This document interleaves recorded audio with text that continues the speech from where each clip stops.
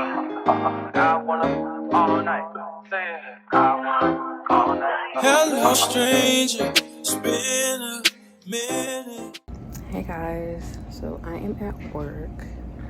Yeah, David YouTube, welcome back to my channel, or welcome if it's your first time. I'm gonna have to just voice over because I was trying to figure out how I'm gonna record at work and not like, get hippified, because HIPAA be hippaing. Getting some meds for my babies, signing in, go in the bin, get their stuff. This is all the stuff for the med lines. So on night shift, we do fluids at my job. I know every hospital is different, but that's what we do at nights. If the babies are under a kilo, we weigh them, change their linens, and also do their fluids. So my babe tonight had some TPN, lipids, some meds to get, I think some antibiotics and stuff like that. So here you see me grabbing some stuff from my lines. I had to get a protein filter, which is for the lipids. They can't really handle just taking the whole lipid, as is. It has to be filtered. Here's just a regular flush. We have a trifurcate here. Basically looks like a tree. It has 3 points that come out of the one. One has a filter on it for the TPN usually, and then the other 2 are regular. And yeah, 6-inch trifurcate. Then we have a regular med line, same thing that's in the adult world. We just put, this is for our IV pumps, to run our fluid, to spike the bags and all that, just the same as you would in the adult world. No difference here. I'll need 2 of these, depending on how they bring the lipids up. Here we have some Curos caps, which are very important when you're trying to prevent infection, guys. You gotta scrub the hub and put a cap on that joint. Only no hubs without caps on them, okay? That's really ghetto. We don't do that. This is a clear autoclave. We use clear for all of the central lines, and that's because all of the central lines have to be sterile. So if the baby has a PIC or a Broviac, any kind of central anything, that's what we use. This blue one here we use for anything that's not central. So any peripheral lines, if they have like an IV in their hand, in their foot, in their head, in their neck, because we've had some scalp IVs, we be having some stuff up in, the level 4.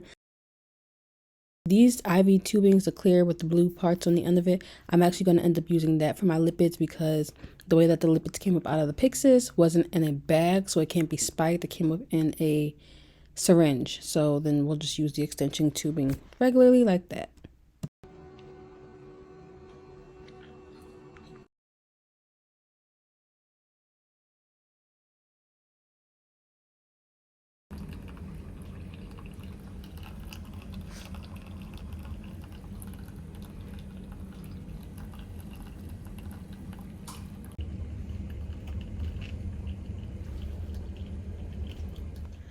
Okay guys, it is night 2 and I am starting off by doing my fluids. I obviously already got report. I had the same kiddos except one was switched differently because my baby got discharged during the day. And so the one kiddo with the IV fluids, I got to get my fluids together. When we're doing fluids, we try to keep the environment as sterile as possible. So I have to put on a sterile surgical cap. Even though I have my scrub cap, we still got to put the surgical cap on top of it. And yeah, I'm just getting ready to go. Here I have all of my items laid out. It's the same stuff that I showed you guys yesterday when I was in the med room. So in that bag, the brown bag, where's my TPN and my lipids, I have all of my supplies for my line. I also have a drape for the tray, the silver tray, which is a sterile tray. And then I have my sterile gloves right here as well. So I am done with my fluids now. It took me like a whole hour. Usually it only takes me like 10 minutes to 15 minutes at most if I'm waiting for somebody to sign up on my fluids, because you have to have somebody sign up on your lipid when you're changing them, just because they're such a high risk fluid to give to this population. That's my work phone, by the way. I'm texting the provider because my babies was playing with me. It took so long because I kept having to stop and go back into my other baby's room because they were having an event, and then go back and get sterile, and it just took a long time with the back and forth. We were pretty short that night, so it's not like somebody else could just run into my room for me. Usually that's what happened. One of my buddies will run over and deal with the other child while I'm in my sterile situation, but I didn't have the opportunity tonight, so I had to do what I had to do, and it was just back and forth, back and forth. So yeah, this is also the diapers I'm using for one of my babies, so you can see like their sizing, not too tiny. One is a tiny, and one is just a regular like 1,200 gram.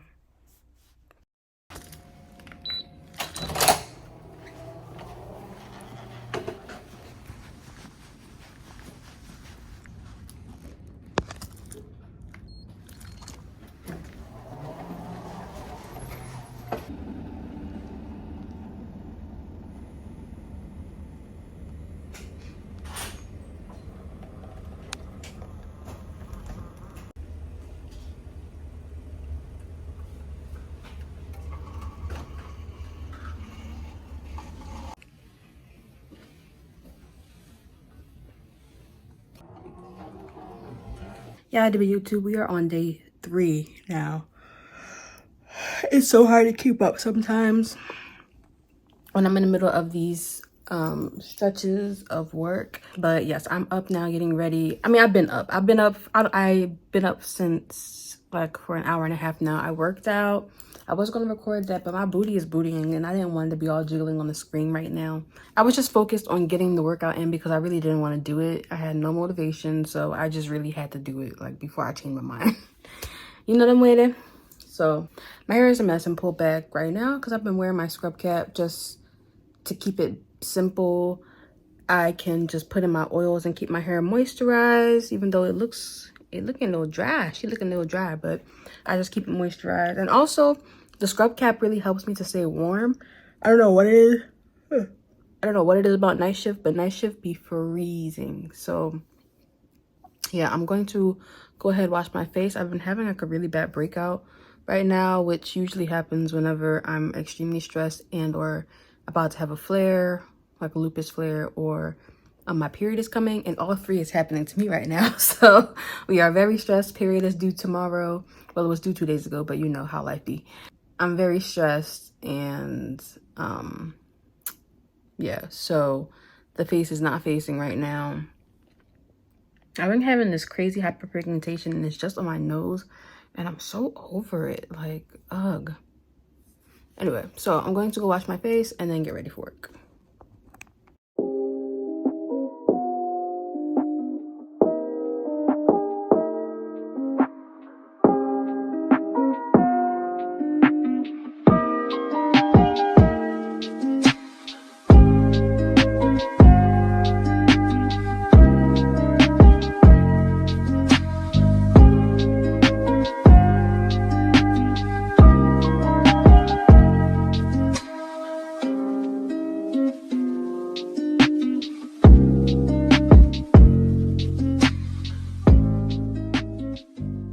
You gotta do a quick brusheroo, a quick wash, and then we will be ready to go. Okay, guys, so I am ready for the most part. I'm just sitting here waiting. Ooh. I'm just sitting here waiting on my ride to get here. So I'm just gonna tell you about how my assignments have been the last couple of days, pretty much. This is my 3rd night of 4. I have had pretty chill assignments, to be honest. I can't really complain. One of my babies has an ostomy and mucus fistula. So basically, if you don't know what that is, I'm gonna put like a little image here if I can. So basically, the baby has some kind of gastrointestinal issue where it required them to either like resect the bowel. It could be that he had like a stricture, or it could be that he had neck, which happens a lot in the NICU. You know, we get a lot of neck. It could be a lot of different things, intolerance to feeds, but then that leads to like a G-tube. So basically, baby has ostomy and mucus fistula, so he doesn't stool out of his bottom, he stools into an ostomy bag. Each wound care nurse makes a special regimen as to how the bag gets handled. So with this particular baby, he gets it changed every day at noon, just because he's been getting a little bit of skin breakdown. You can see it's like getting red. So that's with him. Otherwise, he's so sweet. I love him so much. His takedown is scheduled for Wednesday, so he'll be going home soon once he gets his ostomy and bowels and stuff put back to how they're supposed to be. And yeah, he takes his bottle just fine. He's supposed to be PO gavage, so that means he takes as much as he can if he's queuing. And then he gets the rest tube through his NG or OG. He has an NG, so like a feeding tube in his nose. But he's been taking his whole bottle. I haven't had to gavage anything these last couple of days.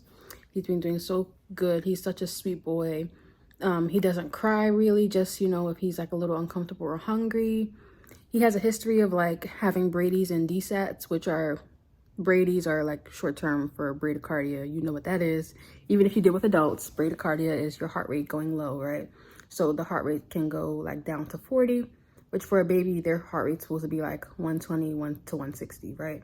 So imagine your heart rate going that low, you basically try to die. So he has that history, but he's been so good. He wants to go home with his parents, okay? He's been good. Good boy. So yeah, that's my one baby. Q3 cares, and yeah, so not bad. And then my other baby, well, I had a different baby last night who was having sugar issues, which can be a big problem for babies who are full term. That baby was 41 weeks. Usually when you're beyond 40 weeks, you may have an issue with sugars, or if mom had gestational diabetes, stuff like that. But yeah, he was having an issue with his sugars. He couldn't get them above, like his sugars were in the 40s, which normal sugars for preemies is like 70 plus. So yeah, that was his problem. That was what's going on with him. But last night I had an NAS baby, which means neonatal abstinence syndrome. So that baby's been withdrawing from fentanyl and whatever other opioids his mom was on. He's really miserable right now, but we're just trying to wean him from morphine and clonidine now to get him more comfy. Yeah, those are the kiddos I've had. He's also a feeder grower. He also takes bottles. He doesn't eat anything tubed. He takes a big bottle and he does a good job. He's just, you know, fussy because he's withdrawing. But he also has a surgery scheduled too, because he has some hernias, left inguinal, right inguinal hernias, but they're reducible. So one thing that's important when you are checking your babies and doing your assessments, you always want to make sure that your hernias are reducible. So when you are palpating them and you're pressing down, you want to make sure that they like are bouncy, almost like a rubber ball, like they bounce back. So that's important. If they're hard, that's not a good sign.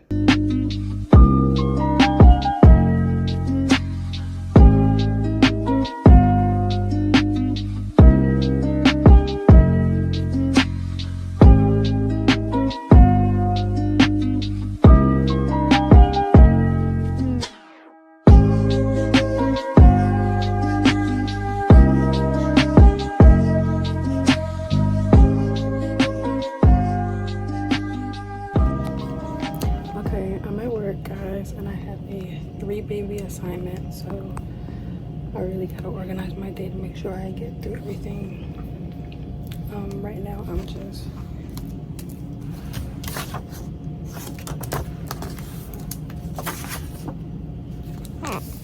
writing down what I gotta do.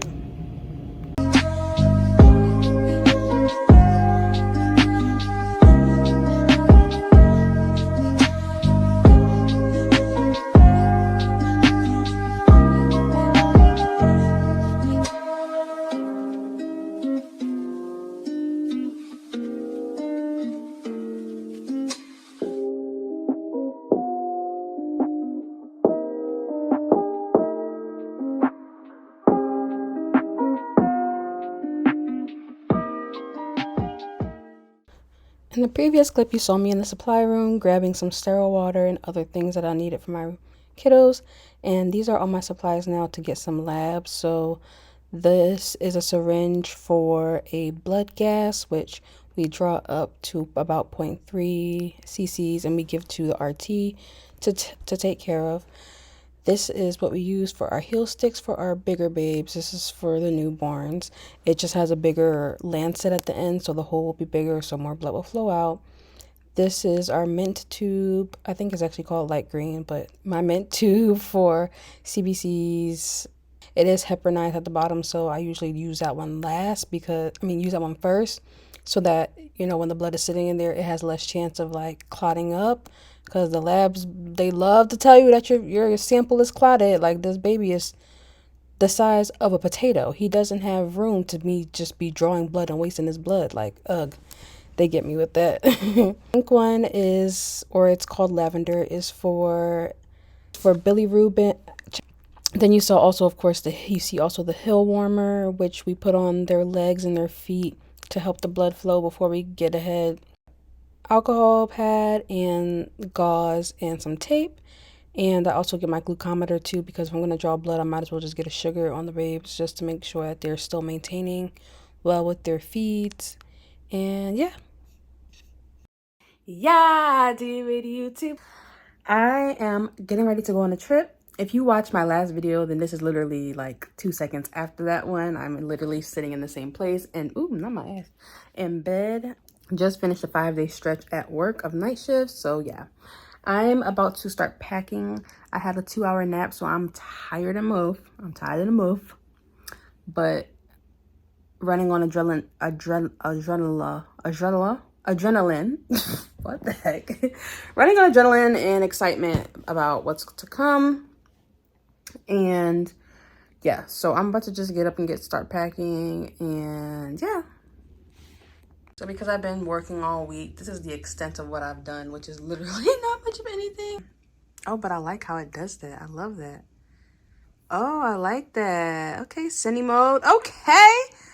Anyway, so I have a bunch of Shein clothes over there and like shoes and, you know, slippers and stuff.